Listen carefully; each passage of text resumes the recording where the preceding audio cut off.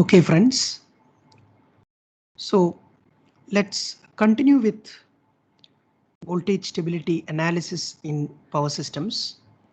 In the last lecture, we discussed about QV model analysis, and we have already done a numerical example. We have already solved a numerical example on QV model analysis. Now let's move on with the participation factor and the importance of participation factor in analyzing voltage stability.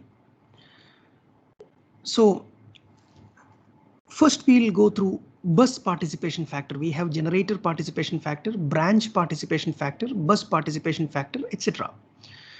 So first we'll start with the bus participation factor.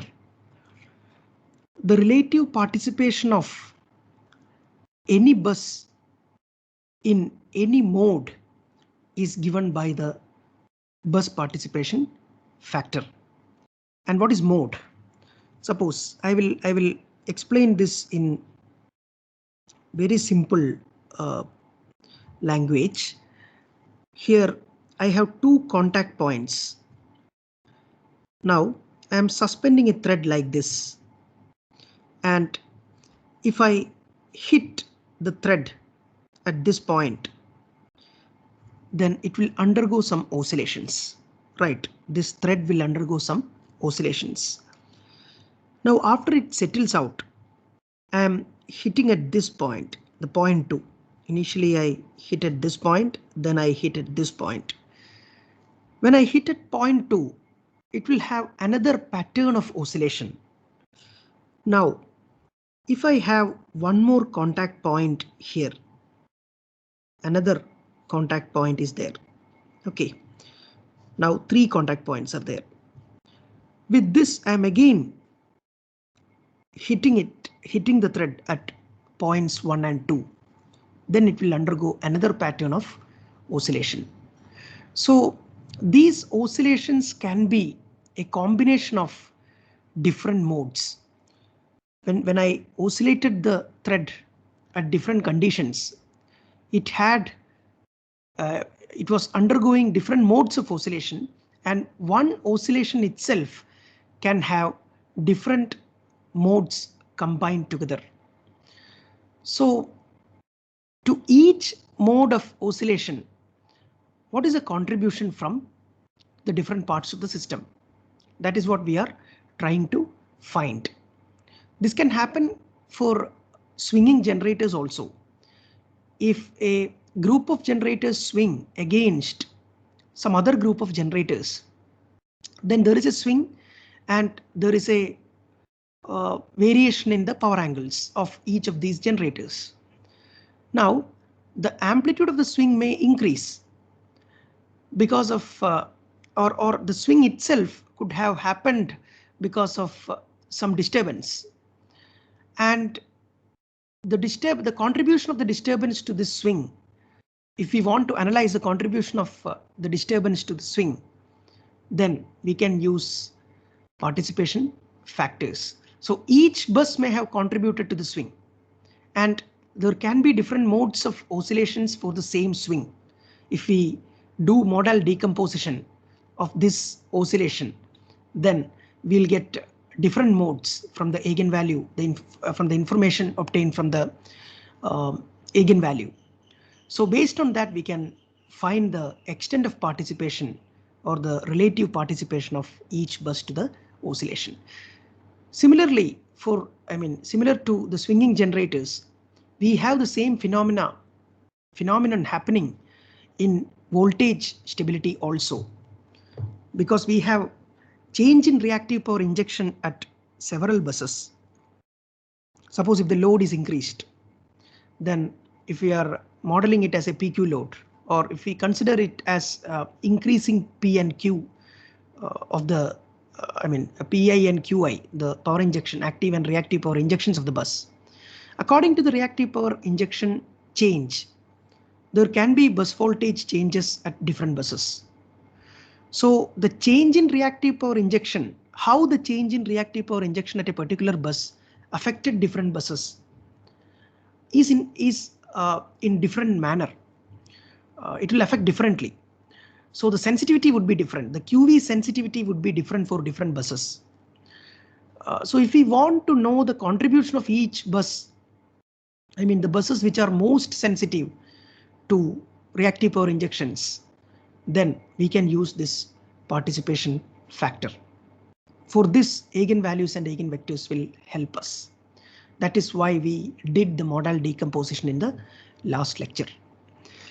Now, coming to the participation factor, I am writing here PKI equals theta KI into eta IK, and I am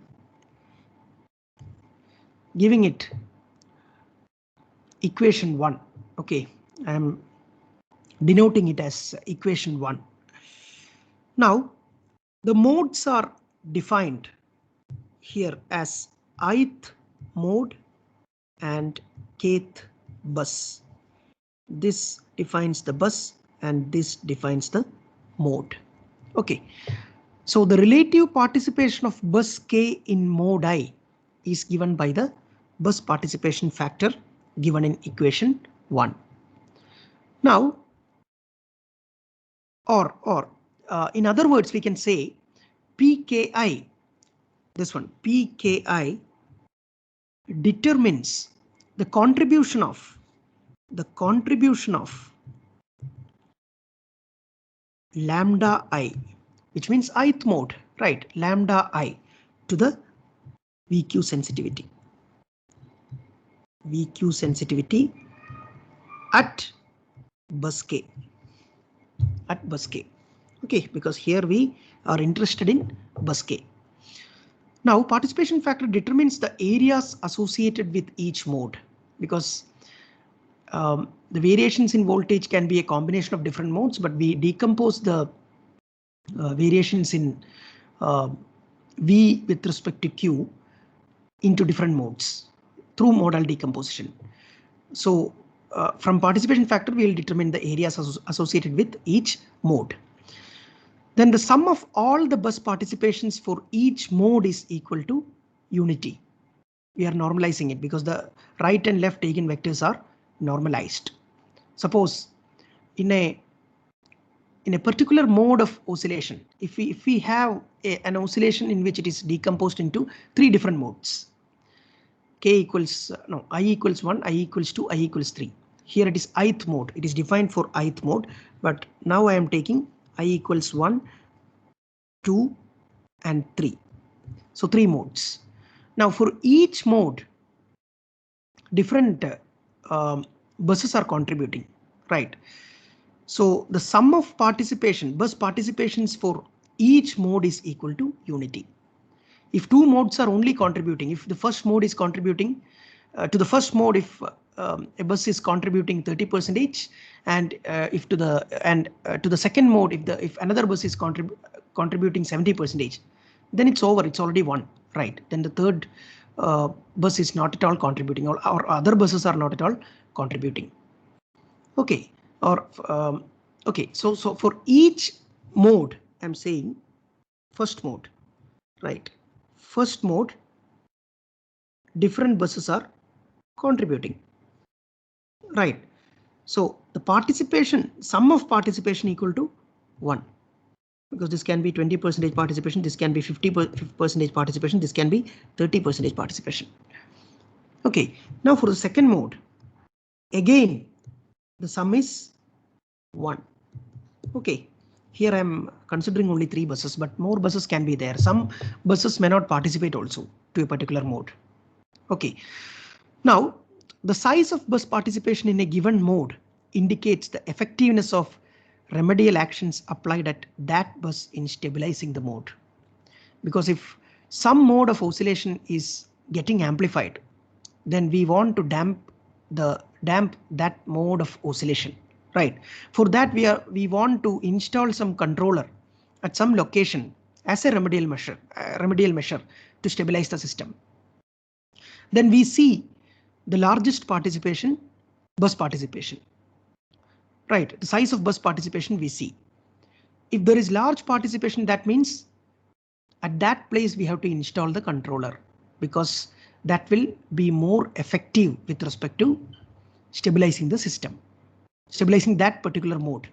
Okay, for another mode the participation will be different, so accordingly we have to install the or we have to not installation, actually it's operation. Accordingly we have to control from that particular location, activate the control from that particular location. Now we have two types of modes in with respect to voltage stability. We have two types of modes.